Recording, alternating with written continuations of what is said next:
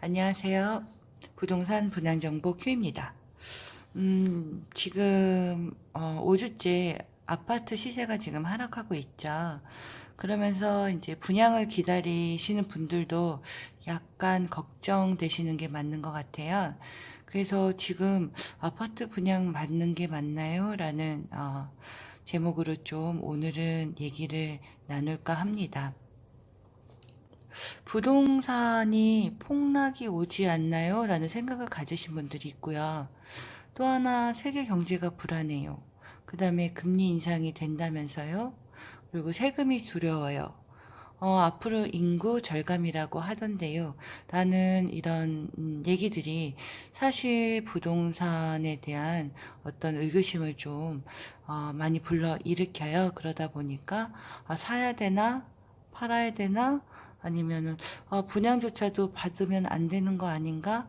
막 이런 여러 가지 생각을 하게 될 것 같습니다. 그래서 오늘은 이 부분에 대해서 간단하게 저의 생각을 좀 말씀드리고 싶습니다. 첫 번째, 부동산 폭락 오지 않나요? 라는 건데요. 굉장히 이 부동산 쪽에 오랫동안 계셨던 전문가가 말씀하시더라고요. 어, 서울에서 아파트 폭락이 딱 3번 있었대요. 첫 번째는 1990년대 신도시 입주 시기 때, 그때 아파트 가격이 내렸다고 합니다. 그 두 번째는 IMF 때고요. 세 번째는 리먼 브라더스 때죠. 그렇다고 한다면 지금 10년 주기설도 사실은 오래전부터 얘기가 나왔었는데 결과적으로는 어떤 큰 국제적인 이슈가 있을 때 잠시적으로 아파트 값은 내렸었다. 하지만 회복이 됐었고 그 회복이 되는 그 어떤 시점이 되면 굉장히 급하게 부동산 가격이 올랐었다. 라는 기억들을 아마 가지고 계실 것 같습니다. 두 번째, 이제 그 부동산 하락에 대해서 얘기하시는 부분들에 대해서는요, 세계 경제가 불안해요입니다. 중국과 미국의 무역전쟁이 이제 시작되면서 사실은 뭐 많이 안 좋아졌죠? 뭐 증권도 굉장히 안 좋고요. 우리나라의 지금 실제적으로 경기도 되게 안 좋아요. 그리고 뭐 중국의 부채가 결국 국제적으로 크게 무엇인가를 갖고 오지 않겠느냐. 뭐 중국이 IMF를 맞진 않겠지만 그래도 무엇인가 크게 흔들림을 줄 거다라는 얘기고요. 세계적인 부동산 하락 추세입니다. 그래서 뭐 미국이든 시드니든 뭐 중국이든 굉장히 부동산 값이 올랐었는데 지금은 다 하락한다. 그러니 서울도 당연히 하락해야 되지 않느냐라고 하더라고요. 이 부분에 대해서는 좀 저는 생각이 좀 다른데요. 너무 급격히 너무 많이 올라서 사실은 좀 하락하는 게 맞을 것 같기는 해요. 저는. 그래서 뭐 어쨌든 한 10%에서 20%는 내려가는 게 맞지 않겠느냐 라고 생각을 하는데 또 이런 세계 경제가 불안한 부분들이 분양을 받으시는데 고민거리가 되실 수는 있겠지만 저는 이 부분에서는 그래도 분양은 받아야 되지 않겠느냐라는 생각을 갖고 있습니다. 금리 인상이 된다면서요? 라는 문제인데요. 네. 그 전에는 좀 금리가 더 쌌지만 지금은 한 3.5에서 4.5%인 것 같고요. 근데 이제 여러분들이 잊으신 게 있는데 2010년의 금리는 5% 정도였어요. 그러면 그 전, 10년, 그러니까 20년 전이죠. 2000년대 금리는 몇 프로였을까요? 8%에서 한 10%였어요. 그리고 1990년대는 이것보다 더 비쌌거든요. 근데 그때 주택을 안 샀나요? 그렇진 않았어요. 그때도 주택을 샀어요. 그리고 다 이자를 냈었고. 그러니까 어느 순간에 굉장히 돈을 이자를 많이 내던 게 익숙해져 있었는데 지금은 이자를 안 내는 거에 되게 익숙해진 거죠.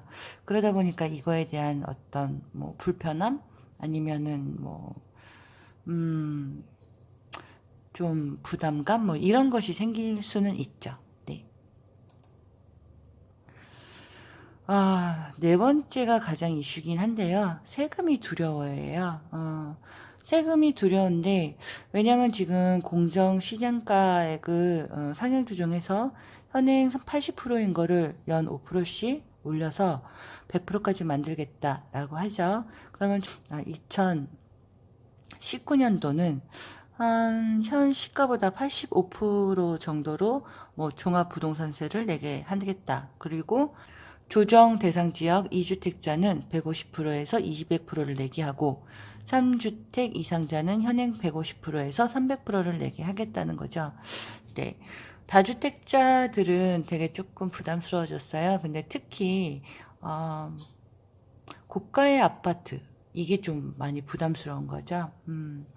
이 부분은 좀 지켜봐야 될 것 같긴 해요. 왜냐면 이 금액을 올린다는 게 굉장히 여러 가지의 문제점들을 같이 갖고 있거든요.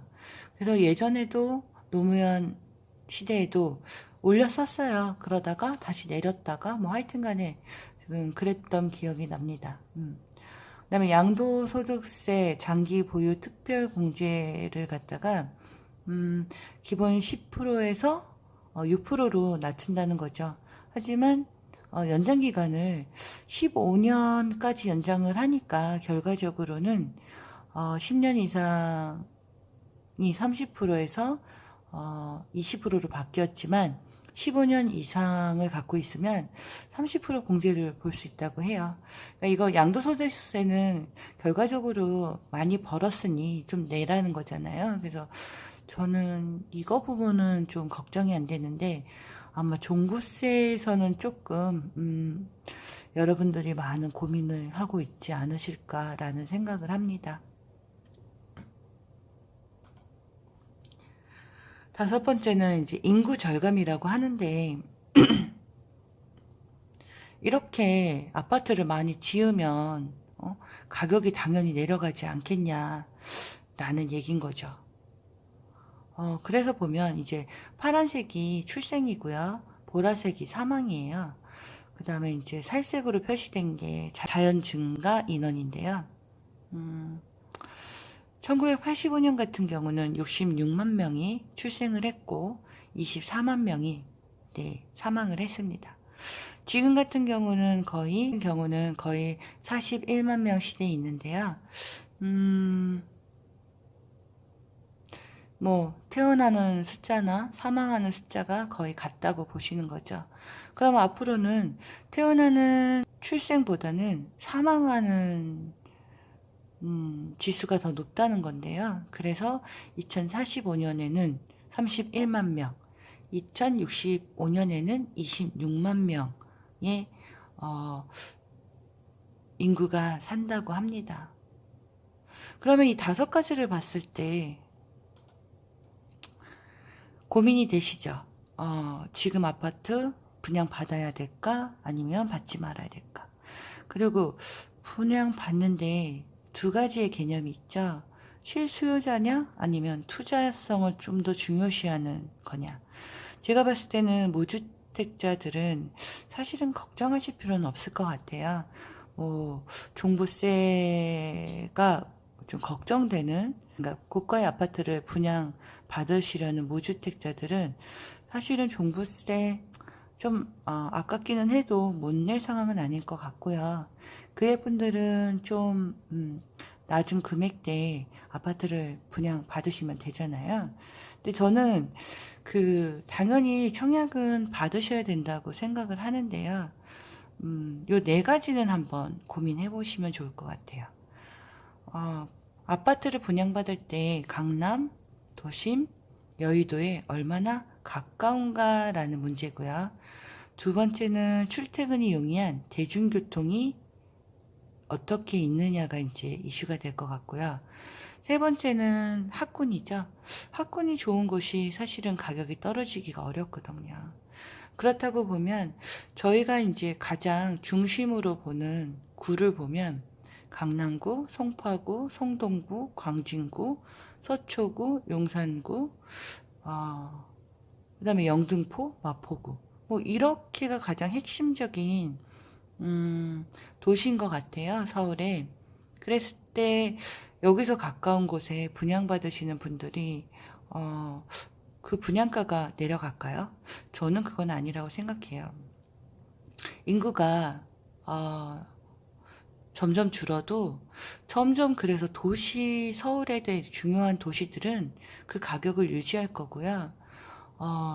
저 밑에 있는 굉장히 아파트가 많이 지어진 동탄, 뭐 수원, 그다음에 인천 뭐 이런 데가 좀 고민이 되지 않을까 싶어요. 그래서 지금 일본 사례를 되게 많이 얘기하시는데 그렇다고 해서 일본 도쿄 중심지에 아파트가 비었나요? 그건 아니거든요.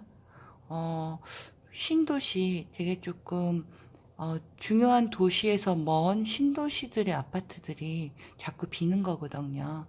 그래서 제가 생각할 때는 실수요자님도 아니면 투자를 중심으로 하시는 분들도 정말 좋은 지역에 분양을 받으시는 거를 추천드리고 싶습니다.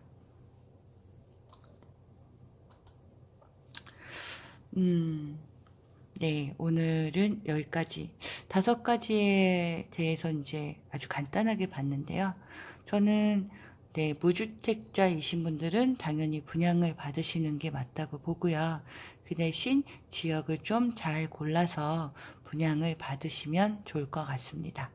네, 오늘은 이것으로 하고요. 부자 되는 분양 정보, 내 집 마련 그날까지 부동산 분양 정보 큐와 함께 하시길 바랍니다. 감사합니다.